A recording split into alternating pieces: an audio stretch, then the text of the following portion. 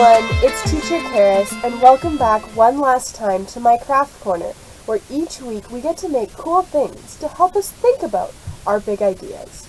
Over the course of this summer, we've had a chance to learn all about Noah and his journey, how he had to learn to trust God, and how God rescued him and his family.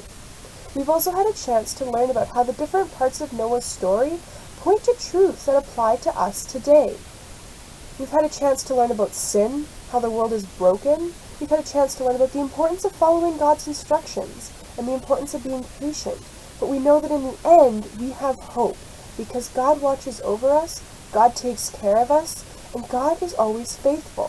So last week, we got to make these rainbow sun catchers to remind us of the rainbow, which is the sign of God's promise. His promise never again to flood the earth, but it also reminds us of God's other promises, such as how he has promised to save us, how he's promised that if we follow him, one day we will get to go to heaven and spend forever with him. We know that in God, we have hope, and we know that God brings all the pieces together and works everything out for good in the long run. Even when we can't see or understand what's going on, we know that God is still working for good. In fact, I have a verse about that from Romans 8:28, which says, "We know that in all things God works for the good of those who love him. He appointed them to be saved in keeping with his purpose." Now, looking at this verse, it might be easy to think that it means that if we're Christian, everything's going to be good or easy in our lives. That's actually not what this verse promises. In fact, Jesus said that in this world, we will have trouble. But he also said that we can take heart because he has overcome the world. Even though we have trouble in this world, in the end, God will work everything out for good. He has said that he will save us. He has rescued us from our sin, and that is the ultimate best thing that could ever happen to any of us. So to help us think this week about how God's bringing all the pieces together, working everything out for good, we get to make a craft that's going to take little scrap pieces and bring them together into one beautiful, useful item. We're going to get to make fabric bowls. Now, if you made a week 3's craft with a paper mache animal, this craft is going to be similar technique-wise, but with different materials. So the first thing you're going to need is a bowl to serve as your mold. You're going to want a bowl with a fairly smooth exterior and no rim. You're going to take that and you're going to cover the outside with plastic wrap. This is going to protect it, keep the glue off, and make sure your craft actually comes off in the end. You're then going to take your fabric and cut it into little pieces. The pieces should be about this big, not too big, not too small. Then you're also going to take some glue and mix it with water, about 2 parts glue to 1 part water. Then you're ready to start. Using your glue, you're going to stick the fabric to the bowl on top of the plastic wrap, making 3 layers. In each layer, it's important to make sure that the fabric is completely soaked with glue so that it'll hold together. The first layer is going to make the inside of the bowl. So you're going to want to do that with the fabric scraps pattern facing in because it's going to make the inside of the bowl. The second layer is going to be in the center and you won't be able to see it. It doesn't really matter what it looks like, so you can choose whichever fabric you don't like as much and put that in the middle because it doesn't really matter. The final layer is going to make the outside of the bowl, and you're going to want to make sure you do that with the pattern facing outward in the way that you like, because that's the way the bowl is going to look in the end. Once you finish that, you're going to need to let your bowl dry for a couple days.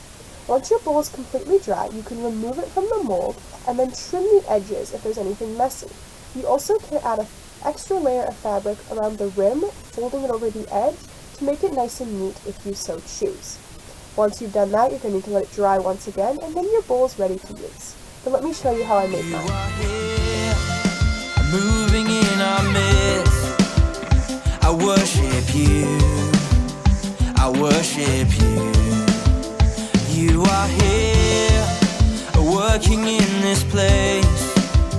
I worship you, I worship you.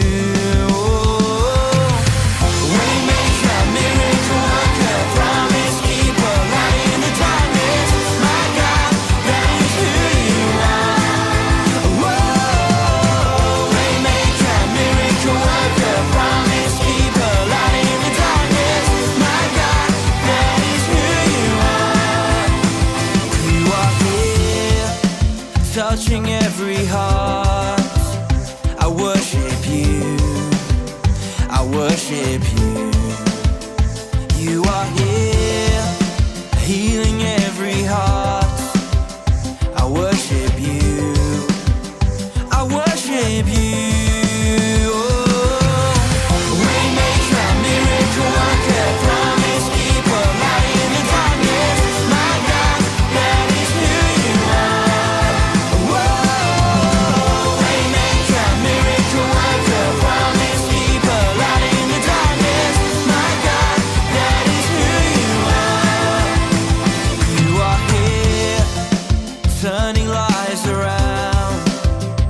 worship you. I worship. So there we have it, friends. This is how we made our very own fabric bowls. Sometimes in life, all we get to see is one piece of a story. And like these scraps of fabric, it really doesn't seem like much. Or sometimes we might feel like one of these scraps. Kind of small, kind of useless, kind of insignificant. But that's not how God sees us, because God sees the big picture. He sees how He's going to bring all those little pieces together to create something that's not only useful, but also beautiful. God can bring all the pieces together and work everything out for good. Even when we feel small or insignificant, we know that we are part of God's story, and that makes us important because we are loved and cared for by God. So every time you see your fabric bowl, let it remind you of that truth, that you are important and significant, that you are a part of God's story. Now I'm going to pass it off one last time to Teacher Nicole. Hey everyone, welcome back to Crafts. I am so excited that you are here with us today. Today we are making fabric bowls. I have mine here today. You can put whatever you want inside that is special to you. If you don't have fabric and glue, that is okay. I also made this paper basket. It still has two pieces coming together to make something super cool. I used a pink paper and a yellow paper and I weaved it together. There's instructions on the internet to help you, and you can put special things in there like that. Can't wait to see what you make and create. I love you all so much. Have a great week.